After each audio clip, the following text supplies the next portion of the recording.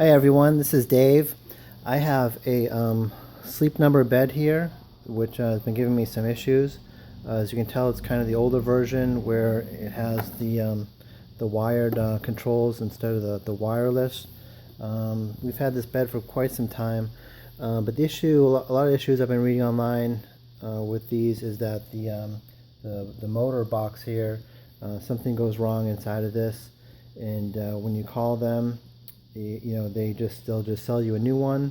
I think we had this one replaced under the first year under warranty, and they sent a new one out. But after that, if it breaks, from what I read on the internet, it's like $200 to $300 to replace it. And they know there's an issue with this, and so they kind of design it that way so that it fails. And then you're buying a new one from them. So you get the initial cost of the bed, and then you're buying these modules from them. So what this one has been doing, it's been struggling for a while. One side of the bed will lose air, the other side seems fine, but it'll get to a point where the controls just don't do anything. I'll get like lines, 2 dashes on it, or I'll get errors. So what I've been kind of limping by with is I'll unplug it for a couple hours or so, and then sometimes I'll plug it back in and it'll magically work, and I'm fine for another month or so until the issue comes again. But this time it's just completely dead, and I can't get it to pump the bed up at all. So I'm just going to try to take it apart and see what we can do with it. I've kind of done some work here before already with it. So first thing you do is just unplug the power cord to the side of it, and flip it over. It's going to be the four feet on the corners. You're going to have to take those feet off, and then just unscrew all the screws. I think there's about 6 or 7 screws going around here that you're going to have to take off. So I've already taken those off. I'm going to take the top panel off. And what my idea is, I'm not quite sure how this one has failed, but what I'm planning on doing is taking the power that's coming from the wall, and I'm going to connect it to the compressor motor. So usually when I do something like this, when I'm in something that has plugs in it, I like to kind of mark them. So I know I'm taking these out, so I'll take a Sharpie and I'll mark like that as 1 dot, and then this is the second one, so I put 2 dots there. So that's the power coming in, and then the power that goes, well, the motor is plugged in here, so on this one here I put 3 dots and then 4 dots. So when I take things apart, I try to be like as least invasive as possible, so that if I have to put it back together again, I can do that, and I know where everything's going to go.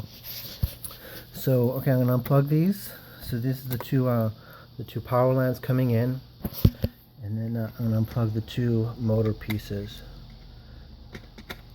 Now what you're probably going to end up doing is you're just going to have to cut these wires and splice the 2 together. I don't think it matters which one goes to which. Just one of the power ones to one of the motor ones. So cut them and use the wire ties and put them together. Again, how I say I like to be least invasive, I happen to have these little pieces here that I had from an electrical kit. So I'm going to, what these are going to do is slide in.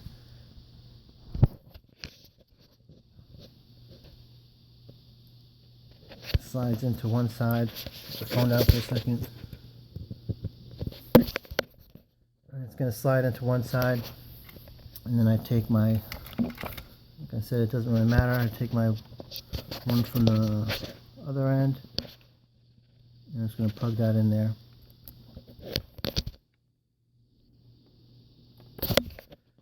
So there I have those 2 plugged in, and I'll put some tape around that.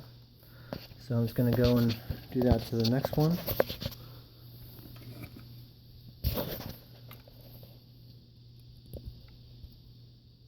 There's that.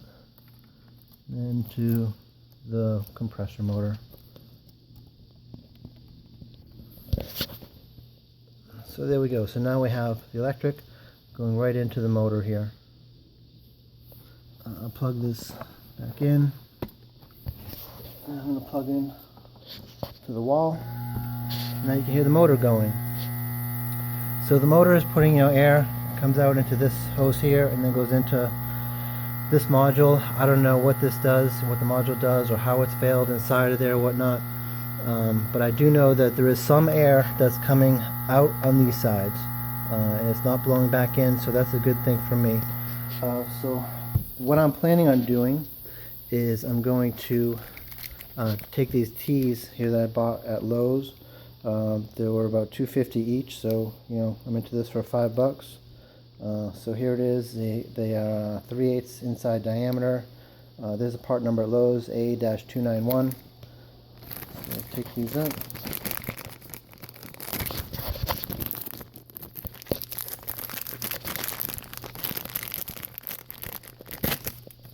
So it's just a T, and I need 2 of these. So the one I'm going to lose in doing it this way is I'm not going to be able to use the controllers at all. I'll just, when the bed is low on air, I'll just plug it in and it'll be able to fill it up. And I'm going to splice the 2 sides together so that when they'll both be at the same pressure. The whole Sleep Number thing, that novelty kind of wore off after the first month. And my wife and I, we're just soulmates, and we're both we're both number 65, so that works out great for us.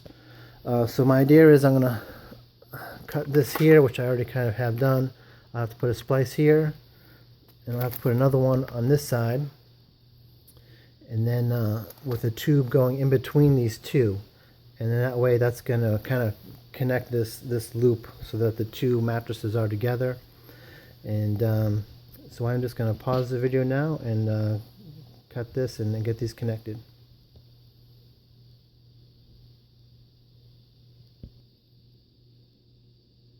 Okay, so I'm back, and I have cut these hoses. Used to be a hose here and a hose here.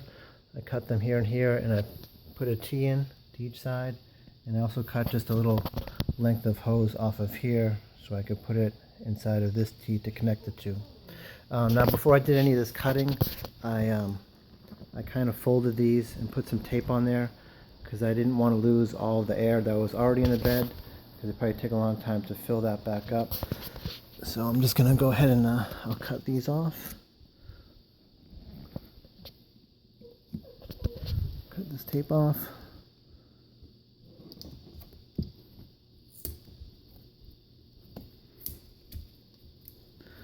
Free these tubes.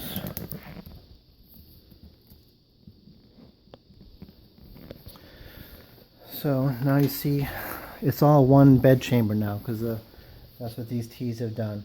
So let's go ahead and plug it in, we'll see what happens. So my motor comes on, and now the air, like I said, I don't know exactly what has failed in here. I just do know that some air was coming out, so hopefully it's going to be enough to maintain the air in the bed. And because of the T's here, it's filling both chambers with the same amount of air. One thing that I'm hoping for is that it's not going to be an issue when there's only one person laying in the bed, that all the will push down so much and fill the air on the other side. I guess if I have an issue with that, then I will just end up putting some valves, a valve on each one of these lines, and then they would be separate, and that way you could manipulating the valves, you could fill one side up more than the other side. And so let's see, I had gone back in, I taped up these with electrical tape. Just going to shut this down now, and it's filling up, so I should be in good shape. I don't need these controllers anymore, so if you want to get rid of those, just go to circuit board here, and it's just these 2 plugs here, and I can just take these out and get rid of these, a little less clutter under the bed. And that's about it, and I'm just going to post this to YouTube. And I love YouTube because it saves me so much money on different things. So a little project like this, instead of spending $200 to $300 for the whole thing, we're talking a $5 fix here. So if you have some fix that you have, you want to share that, go ahead and post it to YouTube, and that way everybody can benefit. So have a good day and good luck with this.